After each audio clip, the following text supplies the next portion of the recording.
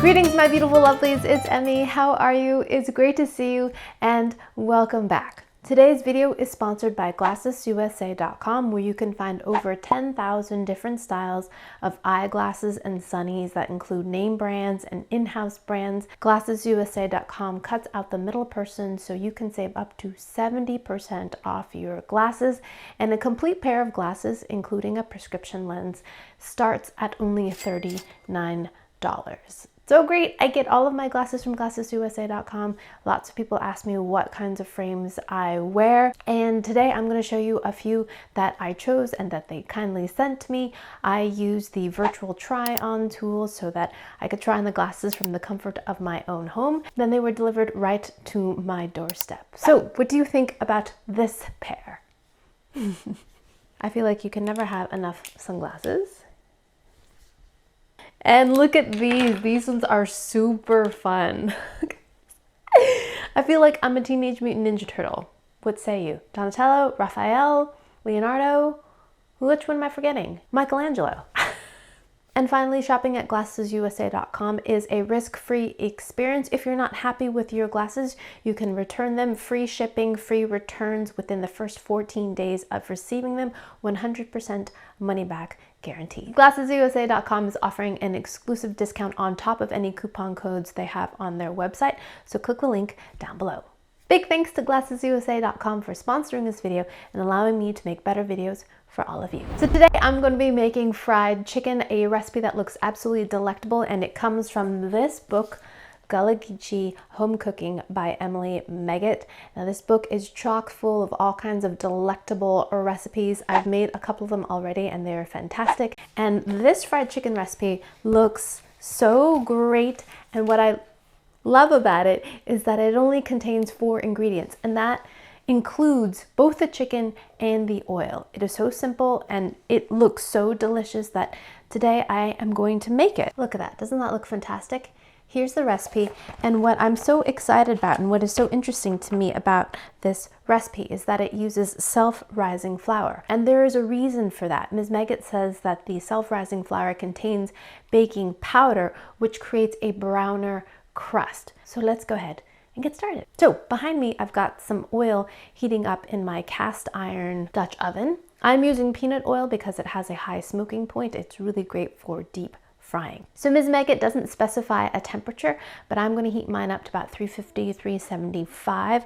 We're going to be cooking this chicken for a while, about 20 minutes. So if we have the temperature too hot, it's going to overcook the outside and not cook the inside. But if it's not hot enough, we're going to be absorbing a lot of oil. So let's prepare the chicken. Right here, I have one chicken that I've cut up into pieces. I've got the breast and the thigh and the drumstick and the wings all separated. I opted to cut out the backbone for the breast. You can keep that if you like. I just wanted to speed the cooking process up a little bit. Those backbones can be saved and used in chicken stock. Next, we're gonna liberally season our chicken. Ms. Meggett recommends gold medal seasoning, and I did my best to try to find it.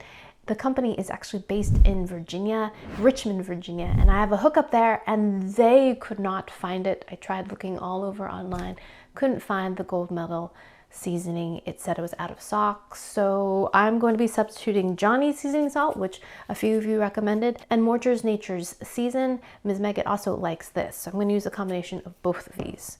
So I'm going to just shake this all over the chicken.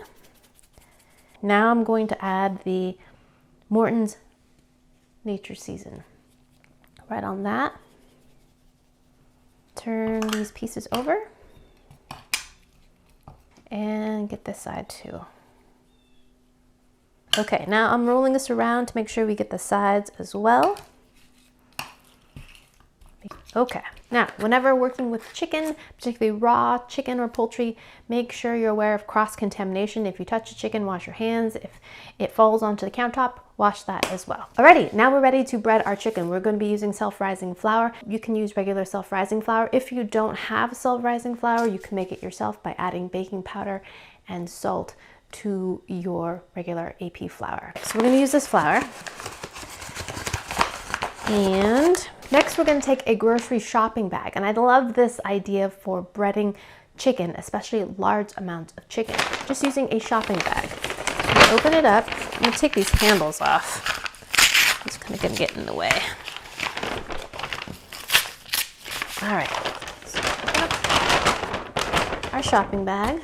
And then we're gonna take our flour and add some to our bag.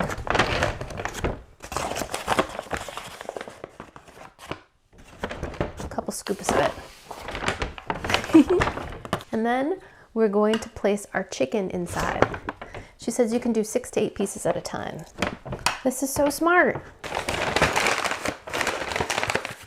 Now we're gonna hold the top of the bag and give it a shake to get all the flour all over our chicken. Like this. Uh-oh. You might have a leak, but that's okay.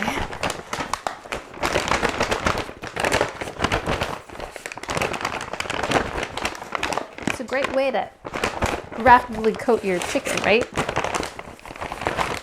And then, look at that. Great. And look. Perfectly dredged chicken. Beautiful. Got all our chicken dredged. She also notes not to do this too far in advance before you fry your chicken. So I'm almost up to temperature. I'm at 332. So, round 2.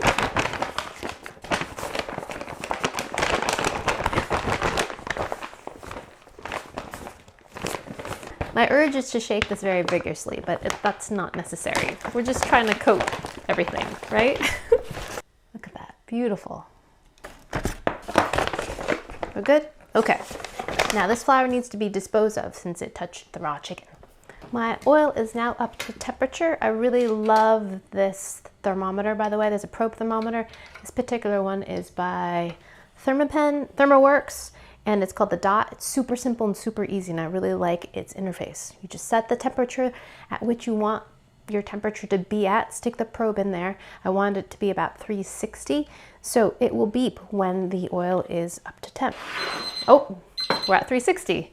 Okay, I'm going to turn this off. Okay, so now we're just going to carefully submerge our chicken into the oil. Gently. Yes. See that? Now, when you're deep frying, make sure not to overfill your container because it will bubble and sizzle up, and plus the chicken is going to displace the oil. So you don't want to have an oil fire, grease fire, bad news. And I'm just gonna cook half the chicken at one time. So 4 pieces. So I'm gonna cook it at this temperature for 20 minutes. It's going to start to get golden, and we're going to turn it over and cook it for an additional 10 minutes or so until everything is golden and beautifully cooked. Alrighty, lovelies, I will see you in about a half an hour when this is all well and cooked.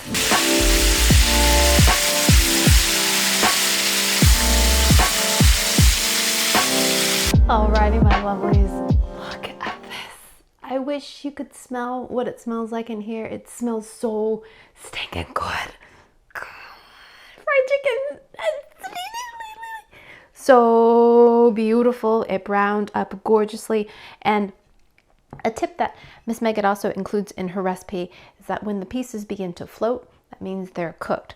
And a surefire way to know if your chicken is done is to take the internal temperature. I like using an instant read thermometer and poke it all the way in there. And if it registers 165 degrees Fahrenheit or above, then you know your chicken is complete. Alrighty.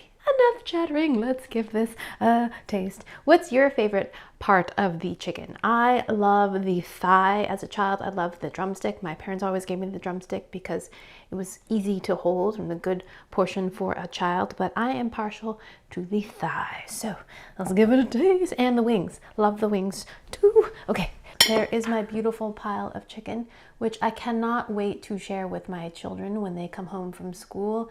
Oh my goodness. Oh my goodness. All right. I like the wing, and give me one of them thighs. Look at that.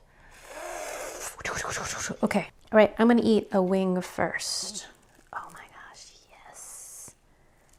All righty. Listen how crispy this is.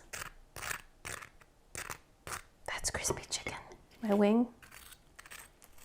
So when I was cooking this, the wings cooked the quickest, which makes sense because they're the smallest piece. All right, here we go. Itadakimasu.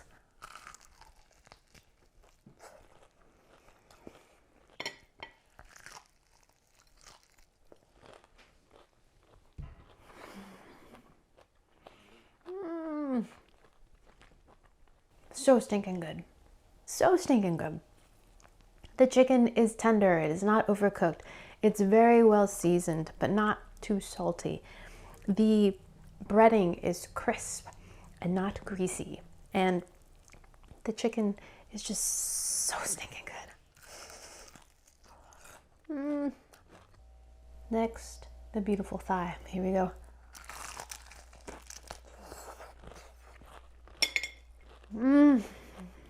I love the skin of fried chicken. I don't mean just the breading, but the skin beneath the breading. The skin crisps up and the breading is crisp, but it has that really great, concentrated, intense, chickeny flavor. I love it. Look how succulent that is.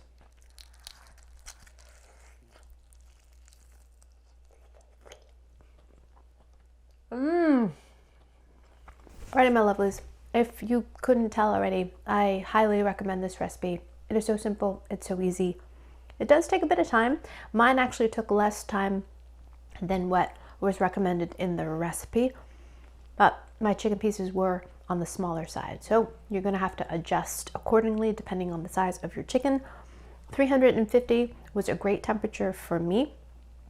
When I actually added the chicken pieces, it ended up being more about 330 degrees for the kind of just general cooking temperature, which is great because it didn't over brown and the chicken was cooked all the way. And I also recommend this book, Gullah-Geechee Home Cooking. This book is fantastic. It hails from Edisto Island in South Carolina. Almost forgot to mention that. And these recipes are tried and true and full of love. All right, my lovelies, thanks so much for watching, and big thanks to GlassesUSA.com for sponsoring this video. If you'd like to receive an exclusive offer on top of coupon codes that are offered on the GlassesUSA.com website, click the link down below. All right, my lovelies, thanks again for watching. I hope you enjoyed that one. I hope you learned something. Please share this video with your friends. Follow me on social media. I love hearing from you, love your suggestions, and like this video, subscribe, and I shall see you in the next one. Toodaloo, take care, bye!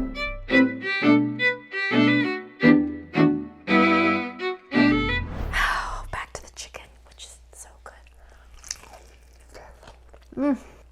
I got priorities here.